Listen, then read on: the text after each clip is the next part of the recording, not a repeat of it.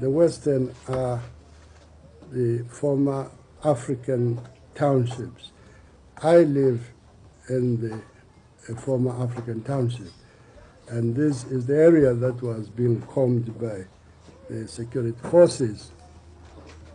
So there I was, and I tried to contact the people with whom we were organizing these burials. It was not possible. And so I remained outside there in contact with what was happening inside the cordon by telephone.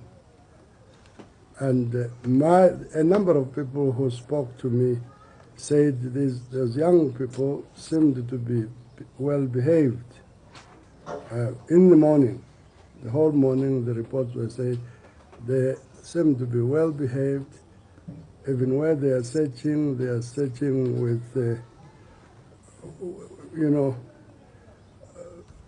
just doing their job. And it was in the afternoon where reports of some misbehavior came. I did not hear of any violent action.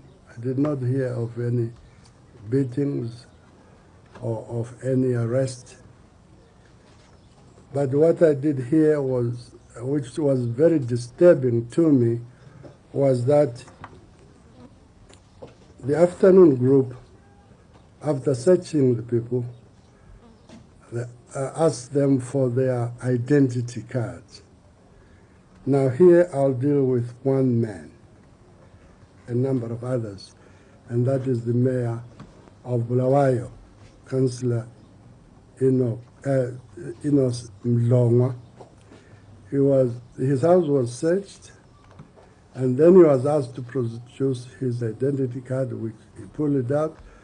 When he tried to give to these young officers, they said, no, you're going to hand that to us at the Popoma Park. So he waited. He was shepherded out of his home, and he found quite a number of other adult people, male and female, who were now told to run about 1.5 kilometers from that point to the park, to run. Failure to run, you will be beaten up. I don't know whether there were people who were finally beaten up, but I know that Councillor Mlongwa was among those who ran to the park, and then told to sit down, to produce their identity cards. The operation took, according to Councillor Mlongwa, 30 minutes, and they were handed back their identity cards and told to run back to their homes. And they had to have some 220 exercises, 220,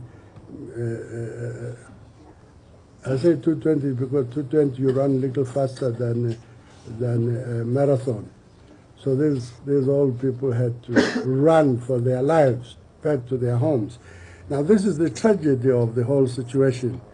There appears to be an element of dehumanizing the people in the western provinces of this country. And this is the fourth search of Bulawayo. No other city has been searched in this country. It is only Bulawayo. And of course, Bulawayo is in common with the tribal trust areas in both the north and south Matabele land. And people have been subjected to this inhuman and degrading treatment by their government. Why it is so, I have not been able to discover. So, gentlemen, I thought it was necessary for me to give an account of what happened.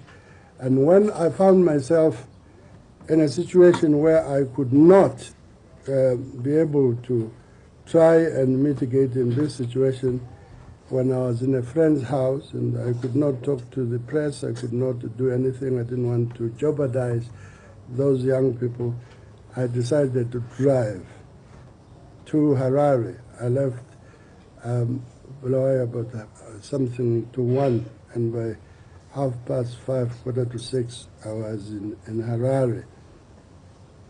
Now, I should say quite candidly that the reason for this searching does not impress me.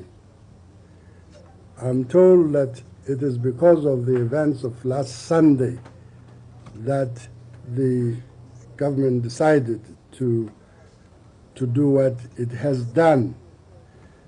But if that were so, if it was because of the rioting and the deaths that happened last Sunday, then one would ask, why not in Kwekwe, why not in Gweru, why not in Chivu, and so on. I can go counting these towns where there was riot in last June, July, initiated by ZANU-PF, and if I may say so, ZANU as a party has held meetings in Bulawayo.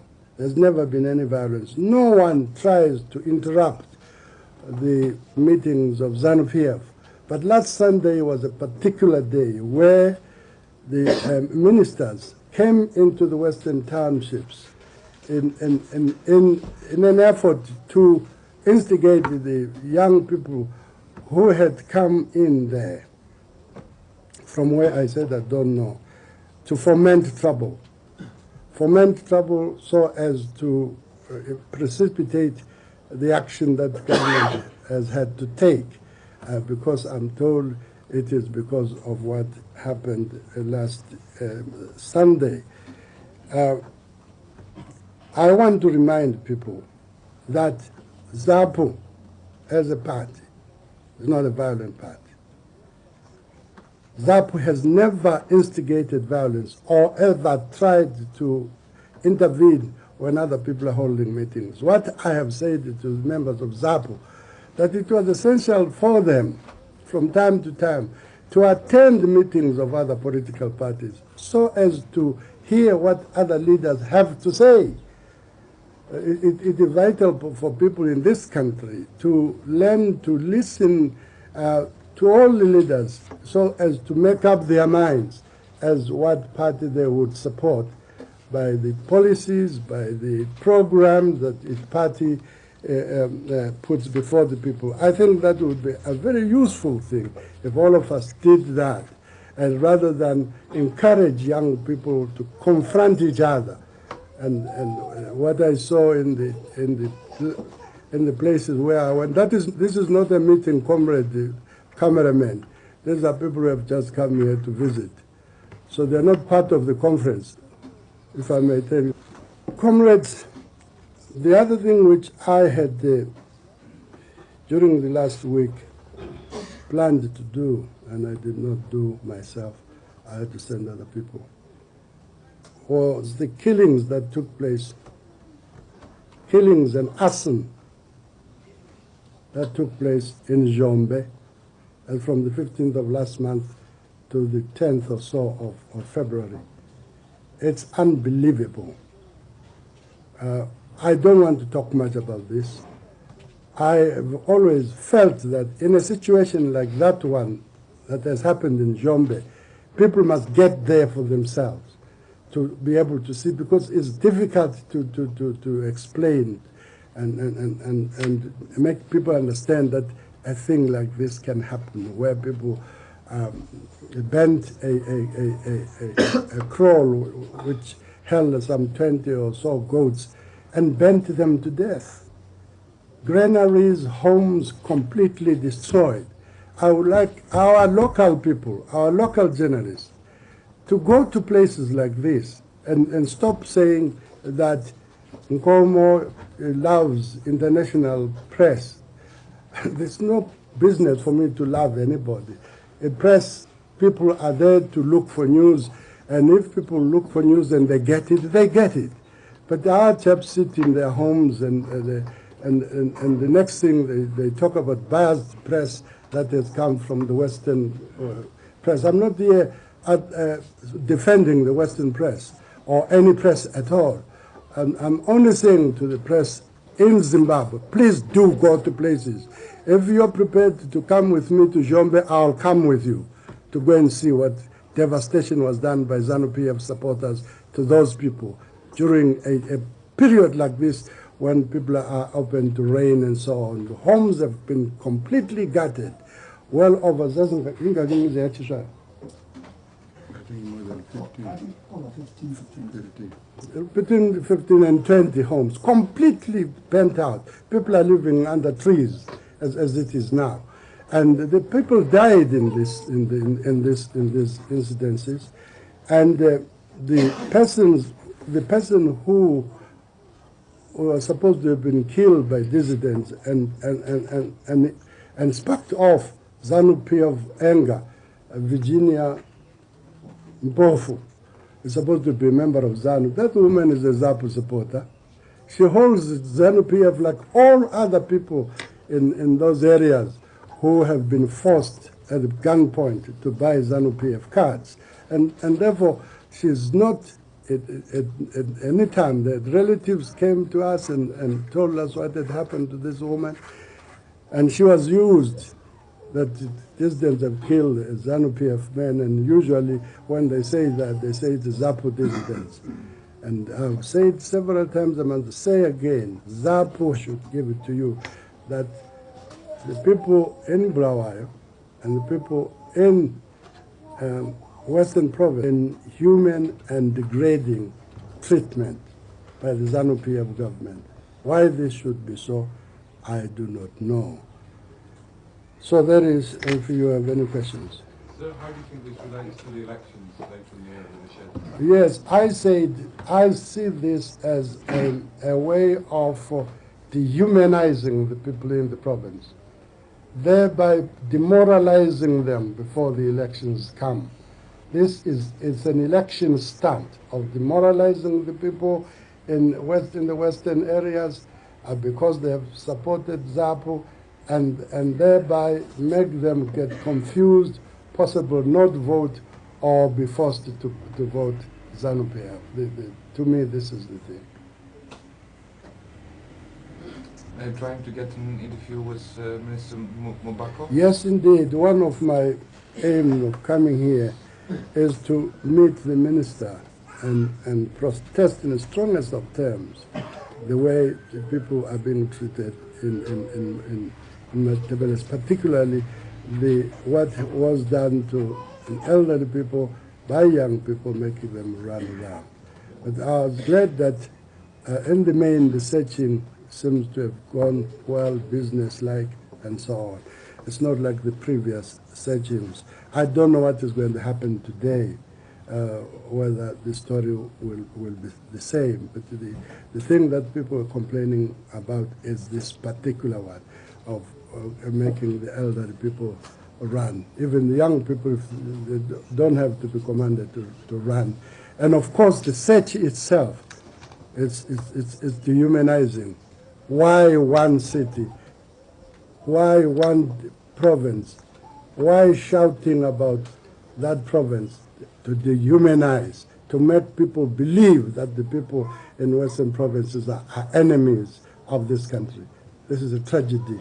When people give themselves, like their fellow citizens around the country, we came and fought together to free this country. And the understanding between the people who come from other parts of the country and people in Matabeleland is excellent, despite all these things which are made to divide the people. The people, the Shona-speaking people in Matabeleland, in Bulawayo, are not loyal to the government. The people there are as loyal to the government or to the state of this country like anybody else, but they have been given a raw deal because of their support for ZAPU. Dr. Nkomo, could you clarify just when you went to Bulawayo from Harare before the search? Was that Saturday morning? Saturday morning. You left here about 3 o'clock in the morning. By car. Mm. And when you got to Bulawayo, the thing was starting. The recording was already. Yeah. Nkomo, as far as you know, still no people arrested in the search? No, I've not heard of any arrests. But a few people were taken, but finally I was told the people who were taken away from their homes ended in this race to the park and back. Whether some people were arrested in there, I have no information. Mr. Nkomo, we came in a little late, I'm afraid. I'll talk to you after this. Your planned ceremony with Bishop Mugabe, the funeral ceremony, are there any other reasons why it was called off?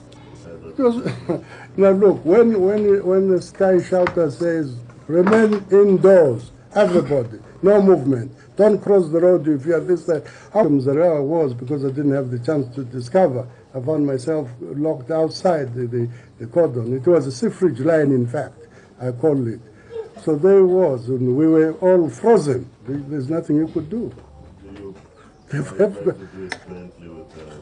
They were going to be buried as we chose to bury them.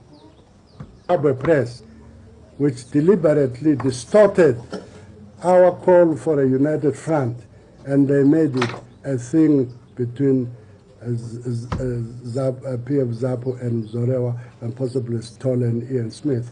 And it was never our intention. We never said we were going to do this. If the local press want to believe that, then it is their own creation. What is your position as far as the UNC? What do you mean, what's my position? I'm president of ZAPU. What are you talking about? Now listen, I'm president of ZAPU, and that's what I am. Zorewa is the president of UNC. I don't have to have anything to say with of UNC. It's just another party, as much as ZANU is another party to me. Nothing more. And you'll be prepared to work with him? With ZANU? With UNC? Now listen, it's another party, like any other party. I work with any other party. I work with ZANU, I work with UNC, because they are in the country. I haven't got that prejudice of wanting to see other parties sink.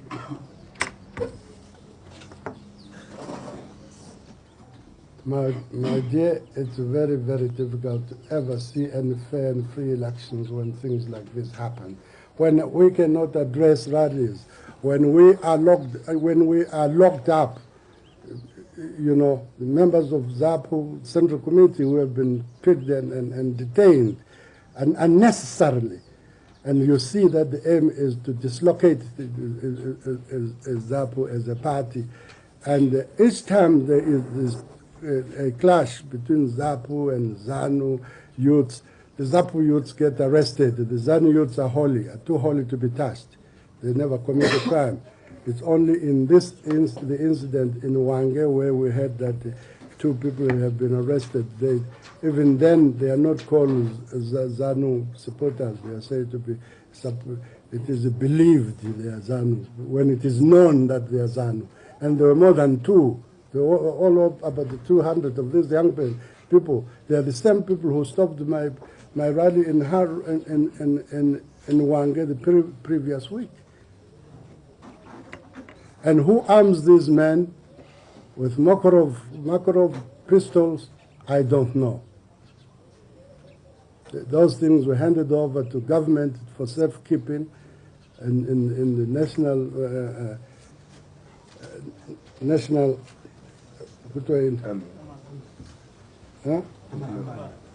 Armory, National Armory. But they are being seen now appearing in ZANU-PF youths and chairmen running around with these weapons. And we get into these things daily.